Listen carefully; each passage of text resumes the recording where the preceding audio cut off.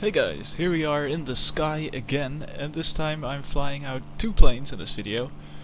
The Focke-Wulf 190 D-9 and the BF-109 K-4 again. I wanted to show that BF-109 K-4 game because I thought it was pretty good, and it's always nice. Anyway, we're on Norway this time with the Germans, and the enemy team has several jets because we've already seen a few P-80s crash. They also had one Tempest, but he also crashed.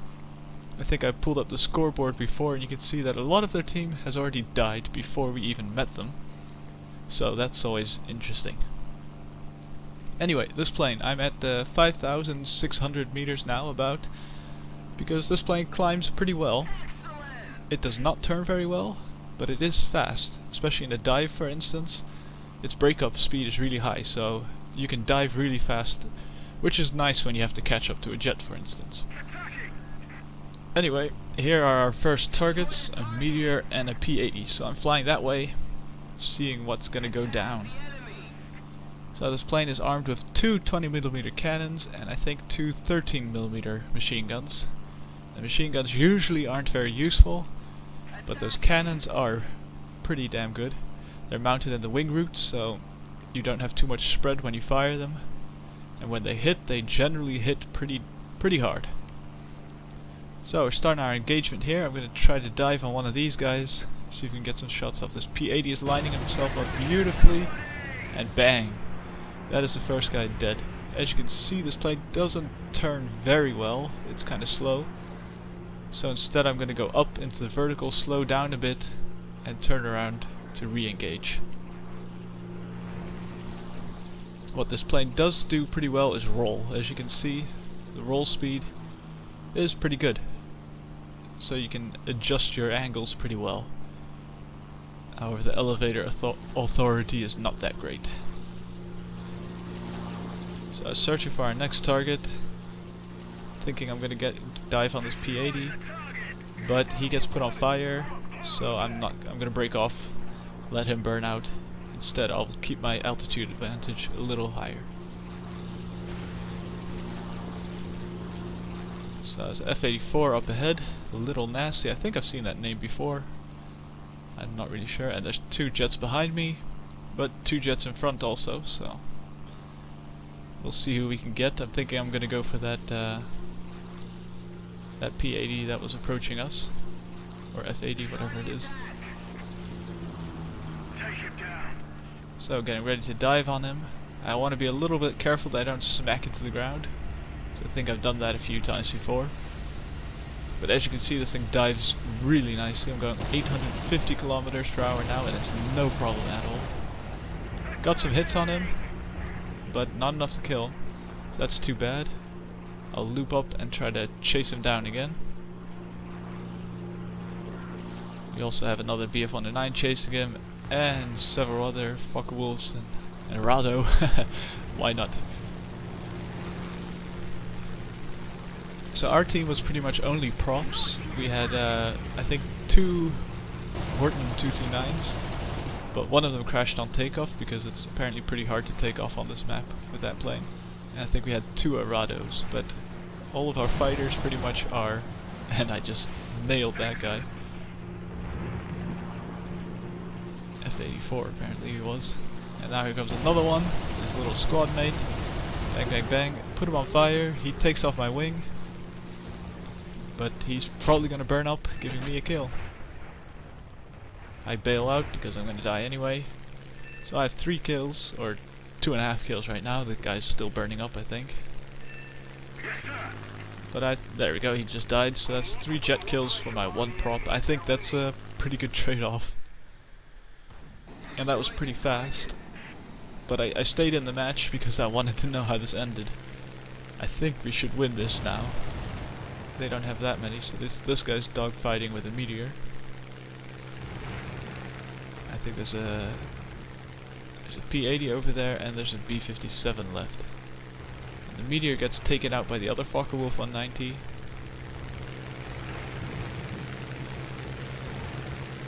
And this guy's trying to chase this P-80, but the P-80's gonna run away. Taking some shots, but he's never going to make it, and he's going to break off pretty soon. because he doesn't want to get shot at by the ships. I'm gonna skip ahead a little, see what happens. So the P-80 came back for some more action. He seems to be going head on with this Focke-Wulf, so there's a good chance he could die. But he breaks away, and the Focke-Wulf is unable to hit him, I think. And he's just gonna run away now, as you can see. But there's a TA coming in from up high. There he is. So the P-80 breaks up. The TA 152 is following him. Or at least trying to.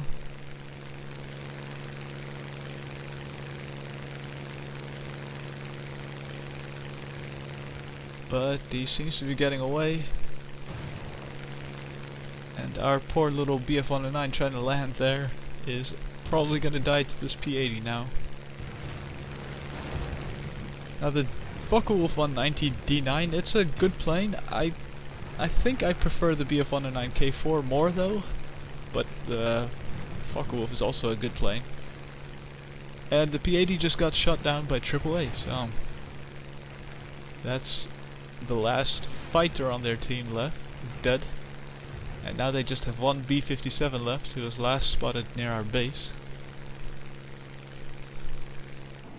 So we just have to find him and take him out. So here we go, our Focke-Wulf 190D-13 has found him, and he's diving on him, and he should be able to get him right here, if he doesn't completely screw it up. I don't know what the B-57 is doing, maybe he didn't see him or something, but Focke-Wulf starts firing, and he's missing, and he's missing, and he's missing. And I was going crazy here, like, come on, just kill him. And so now he has to turn around. Can he do it? Kind of messes up the turn here. But, bang, bang, bang, bang, bang. And there we go, he killed him. Thank God. So that was the last guy, and we win the match. So I'll just take a quick look at the results sheet, see what we get for killing 3 jets. Probably not enough, but we should get some rewards.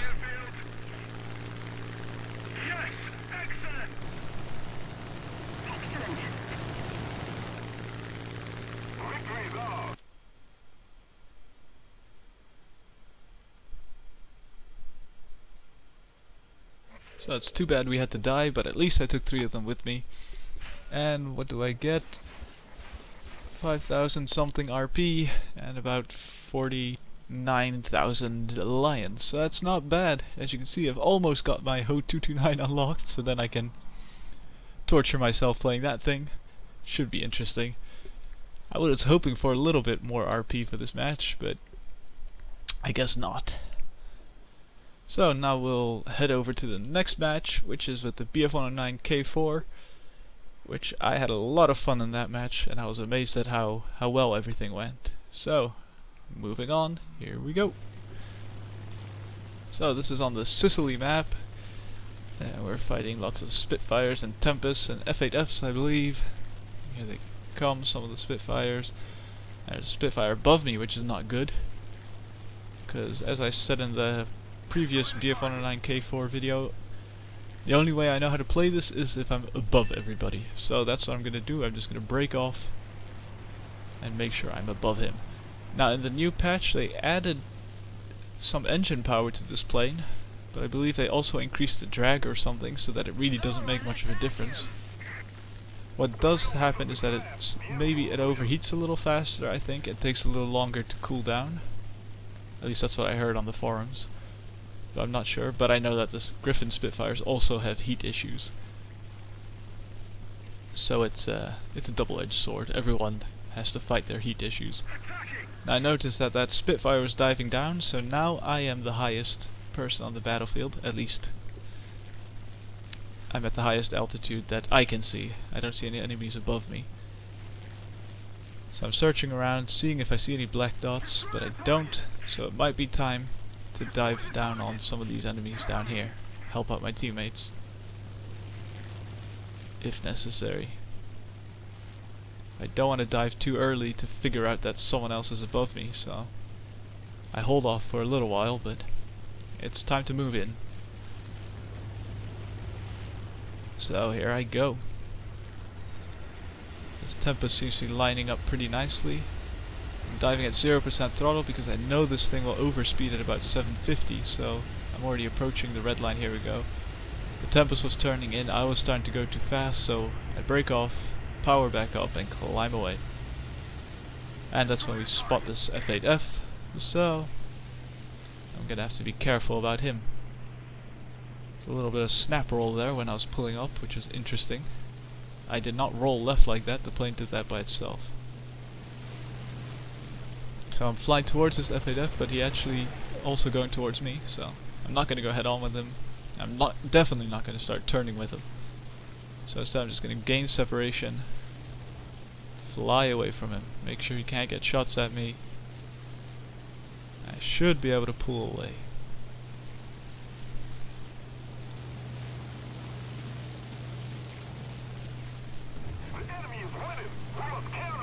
So yeah, we're gaining separation from the Bearcat, so that's good. Hopefully he gives up the chase, otherwise we'll just have to be patient. Which is what this plane is kind of about, patience.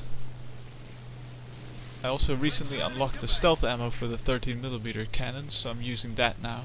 So that the only tracers coming when I fire all the guns are from the 30mm. Hopefully that helps me aim it better. Anyway, the Bearcat broke off, so now I'm turning around to re-engage. As you can see, there's several enemies down there, 3 of them at least, chasing our Focke-Wulf, so I'll go down there to try to assist, see what we can do.